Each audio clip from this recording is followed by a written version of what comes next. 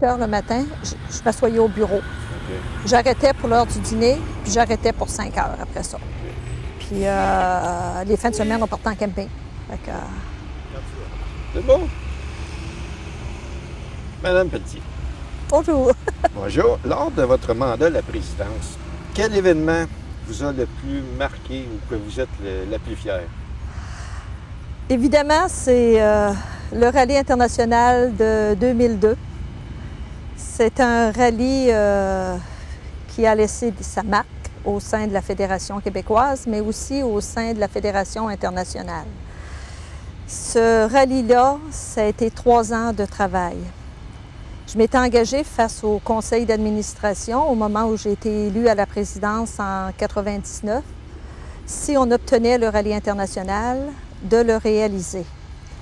Et je peux dire que grâce à une équipe formidable, je me souviens d'Ambroise Maltais, Jean-Marc Bournival, Guy Delorme, Michel Larivière de la ville de Saint-Jean-sur-Richelieu, Martin Hillé, qui m'a succédé par après, et le directeur général. Nous étions une équipe formidable.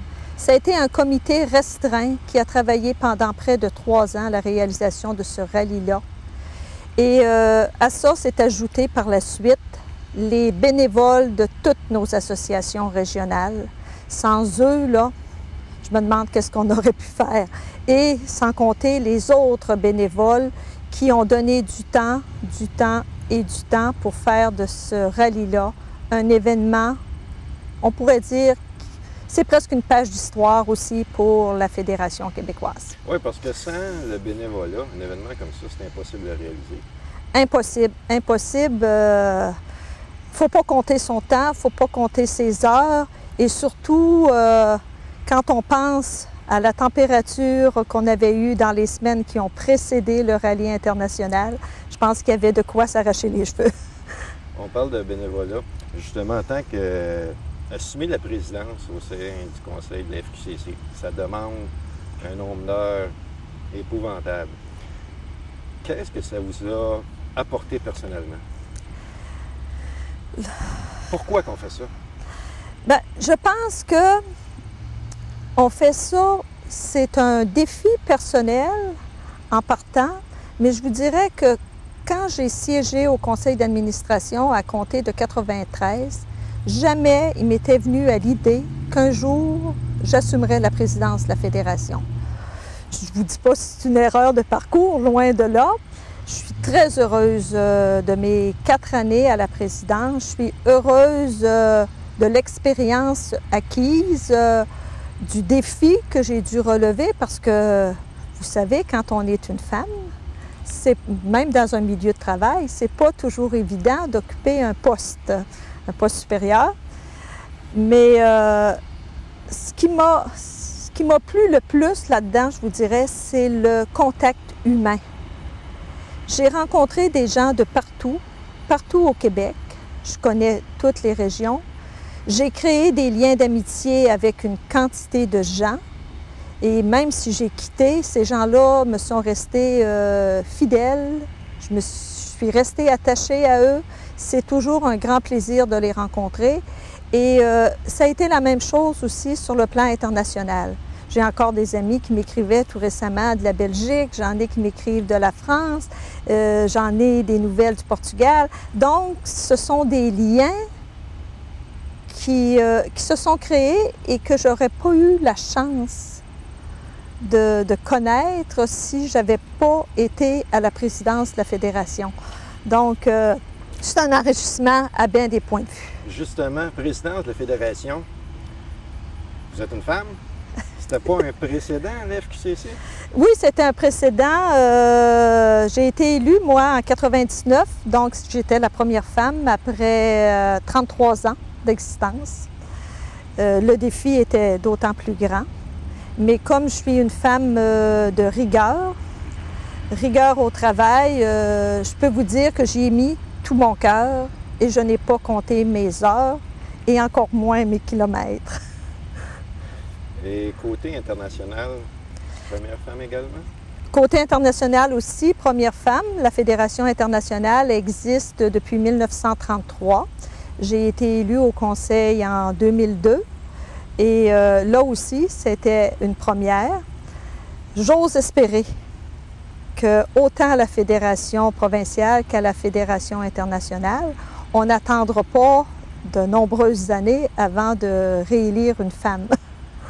Durant votre temps à la présidence de FQCC, est-ce qu'il y a un fait cocasse, une anecdote de voyage, quelque chose que vous vous souvenez, vous voudriez nous parler? Des faits cocasses, j'en aurais plusieurs. Mais celui qui me vient à l'idée, c'est... ça s'est passé lors d'un conseil d'administration de la Fédération chez notre bon ami Martin Hillé. Vous savez, nos conseils d'administration se tiennent en soirée ou le samedi au siège social. Et comme je suis une rassembleuse, j'avais mis de l'avant une rencontre à l'automne en camping. Donc, ça permettait aux conjoints aussi de se rencontrer. Et après le CA, on avait toute la journée, la fin de la journée du samedi, la journée du dimanche. On se rencontrait le vendredi soir. Donc, c'était plaisant, c'était agréable. On pouvait échanger beaucoup. Donc, à ce CA-là, qu'on tenait dans le garage chez Martin, on avait convoqué Richard Leclerc, Vincent Fréchette et Jean Roy. Qui étaient vos partenaires? Oui, c'était nos partenaires du côté assurance. Richard nous avait fait une proposition à l'effet d'élargir, d'offrir à nos membres l'assurance habitation, l'assurance automobile. Et à ce moment-là, c'était les gens pressentis pour nous offrir ce service-là. Donc, ils se présentent le samedi matin. Nous, on avait commencé notre conseil d'administration à 9 h, comme d'habitude. Eux autres se présentent vers les 10 h à la résidence de Martin. Et l'épouse de Martin, quand elle a vu arriver ces messieurs veston-cravate, porte-documents à la main, elle dit « Oh, mon Dieu! En quel honneur des témoins de Jéhovah qui débarquent aujourd'hui ici! » Ce n'est que par après qu'on a appris qu'elle les avait pris pour des témoins de Jéhovah. Mais je trouve que c'est quand même un fait cocasse qui mérite d'être mentionné, surtout que les gens connaissent bien Richard Leclerc là, et les autres partenaires. Selon vous, quel a été le point tournant qui a fait ce que la FQCC est devenue aujourd'hui?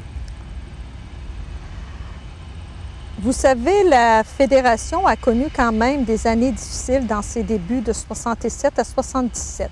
Je pense que en manifestant une ouverture à tous les adeptes du camping et non seulement aux membres des clubs, ça l'a apporté un renouveau à la Fédération.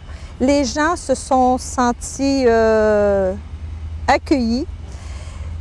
Ça l'a joué pour beaucoup, ça, cette ouverture-là, en 77.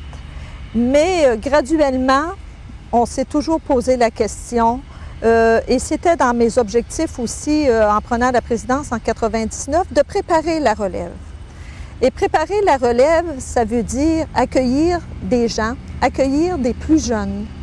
Et avec les membres du conseil d'administration qui étaient avec moi à ce moment-là, nous avons opté pour développer chez nos membres un sentiment d'appartenance. Et l'appartenance, ça passe par des politiques qu'on met de l'avant. Et je pense que la politique la plus importante qu'on a mis de l'avant durant mon mandat, mes 2 mandats, ça a été la politique familiale. Donc, on a ouvert la porte aux jeunes familles.